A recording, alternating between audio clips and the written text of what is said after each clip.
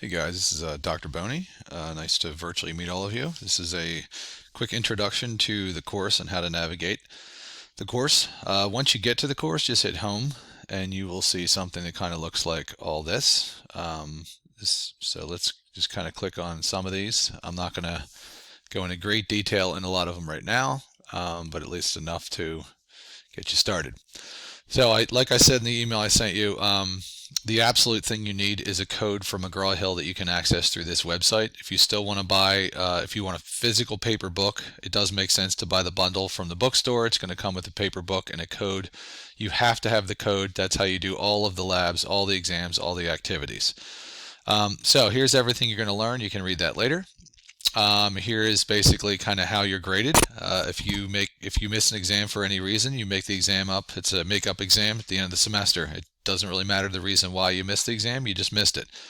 It's not fair to me if a bunch of students that are prepared for it and one or two isn't or has something happen. They should not be given extra time. That's just not fair. So you take it at the end. The reason doesn't matter. So as far as where you do all your homework, I'll talk about that, but let's get to the grading. There's a lot of different ways that you get graded here, which is good.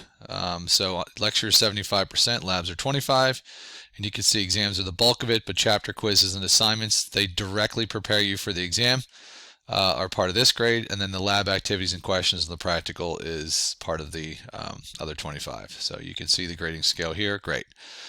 This is the part I want to get to. This is the schedule.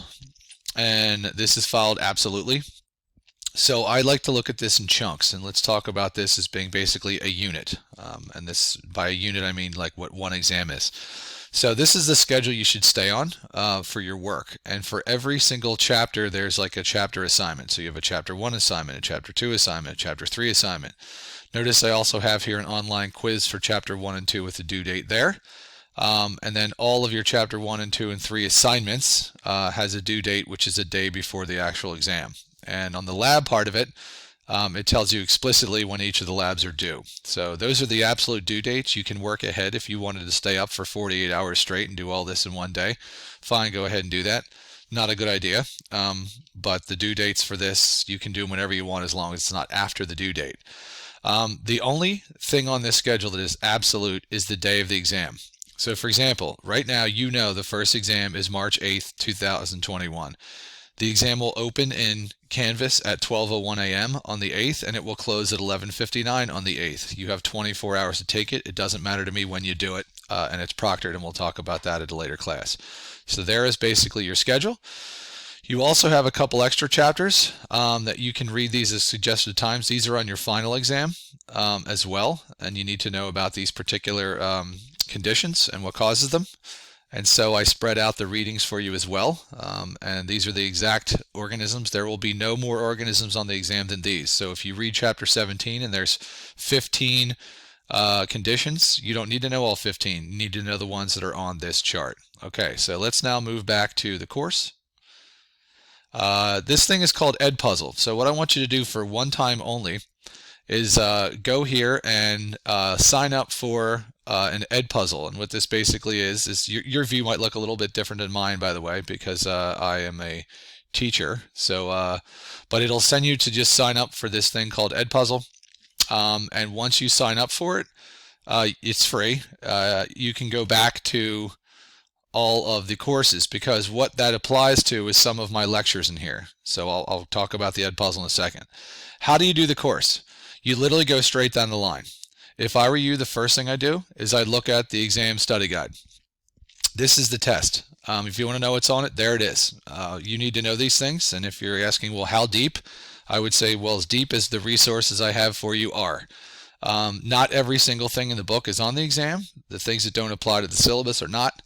And so these things in red are worth more points. So after you were to print that out, which I would study from, then you can go the next thing in line, and the next thing in line is the PowerPoint. I always put that second.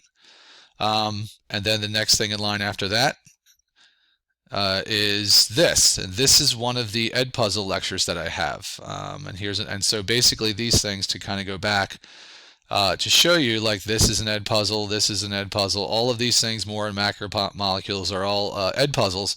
And what they basically are Let me just show you one. Let me just do one. Actually, I'll choose this one because you can see what your nerdy teacher looks like. So once you click on it, you can basically make it full screen, and you can see here that there's me, what a dork, teaching you about the microscope, and it looks like a YouTube video. But the difference is you'll notice that there's these little teardrops. And what these teardrops are is these are assessment questions. So and again, these don't count.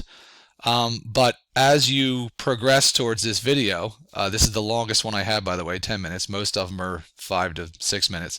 Once you get to this spot right there, there'll be a question, and it'll basically ask you an open-ended or a multiple choice question, and it will grade the multiple choices on the spot. So it's just something to help you to learn better. Here's another one I can show you that has, you can see here that this is also another video of me just kind of talking.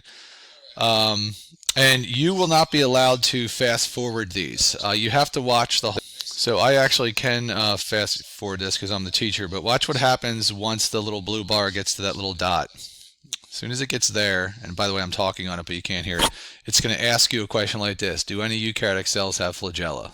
So obviously I'll go ahead and pick the wrong answer. No, I don't think they do. Oh, darn. So it'll kind of stop the video at these teardrops, and it'll ask you kind of an assessment question about what I asked. And some of them are yes, no. Some of them are open-ended. Some of them are, multiple choice. It's just a variety of whatever I felt like asking. So as you can see, we have here the study guide, then we have the PowerPoint, then we have an Edpuzzle lecture, and then I have a little assignment here. This will help. This is a worksheet that has to do with one of the other Edpuzzles and something you want to print out to help your learning. So I embed everything all the way down the line. Another Edpuzzle here. Now, you're going to get to Chapter 1 homework, and this is how you register for McGraw-Hill Connect, and it's also where you do your homework. So, for example, if I were to click on the first assignment right here, basically it's saying an error right now because I'm the teacher, but what this is going to do is this is going to open up a whole other page in McGraw-Hill. It's going to have you put in your, because this assignment isn't open yet, it's going to have you put in your, whatever email you want and password you want. It's going to also say, hey, if you bought the book from the bookstore, there's a code that came with it. Put the code in here. And if you didn't buy it from the bookstore, you can literally, I think it's like $87 or something. You can use a credit card and buy access to this right in the website. And if you're waiting on your paycheck, you actually can pick the courtesy access for 2 weeks. You can get free access to this for 2 weeks. So that's how you're going to access, which is really any of these homework, Chapter 1, and these quizzes. That's how you register. You just go right to it. So all the way down the line, we see that this is what you should be doing in order. By the way, all these Edpuzzle lectures I made, they are not inclusive, meaning it's like if you were to just study that, could you get an A in the test? No way in heck. They are designed for the parts of the content that are a little more difficult. So you obviously still need to go through the assignments. And by the way, all of these assignments, Chapter 1, 2, and 3, you get 3 chances at it. I take the highest grade. The quiz, you get 1 shot, and you can have resources out while you do any of those. So this is literally how you go all the way down the list, and you do all of the stuff for the lecture part of it. The labs, obviously here. You're basically going to, you can see due dates are here. You click on this. Excuse me. It's also connected to McGraw-Hill. It's going to open up. You're going to do a lot of labs that are point of view. They're amazing.